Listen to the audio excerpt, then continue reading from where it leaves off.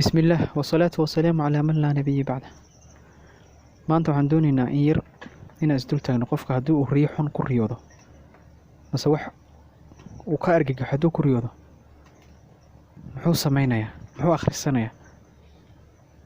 inaan ka hadalnaan doonaynaa maanta in yar oo kooban insha allah.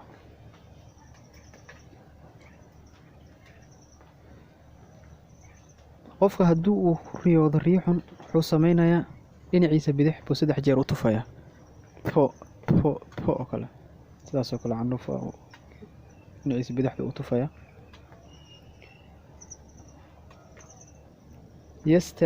yastaciidu billaahi min ashaytaani, wuxuu ka magangelayaa ilaahay shaydaanka ayuu iska naarayaa macnaha. wa min shari maa ra'aa 3 maraatin, wuxuu arkana allah ayuu ka magangelayaa 3 jeer.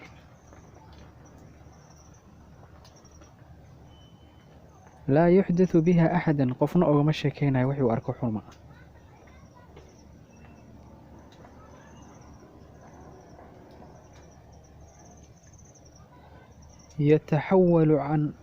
yataxawalu can janbihi aladii kaana calayhi, wuxuu ka gadoomayaa dhinacuu u jiifa dhinaca kale ayuu isu gedinayaa.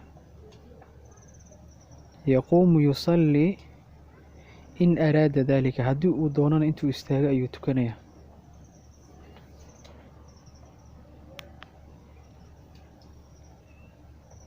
haddii uu qofka riyo xun ku arko ma aha inuu argagaxo mase habeenkii oo dhan seexan waayo mise maalintii ooga sheekeeyo dadkii uu leeyahay war maanta waxaasaan arkay, riyadaasaan arkay. ma fiicno. tartiibtuu nabigana siinaya waxay tahay sallallahu alayhi wasallam, qofka haddii uu riyo xun ku riyoodo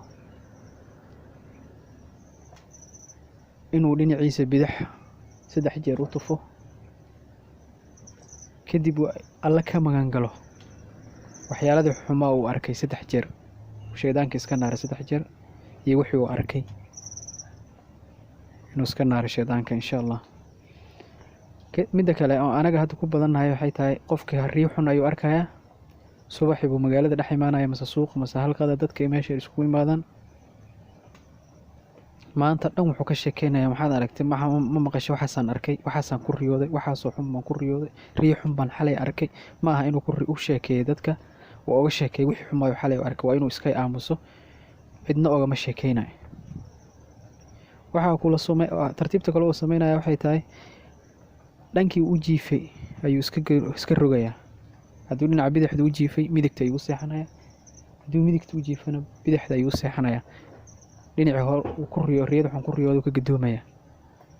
waxaa kaloo oo wanaagsan oo qof u wanaagsan inuu sameeyo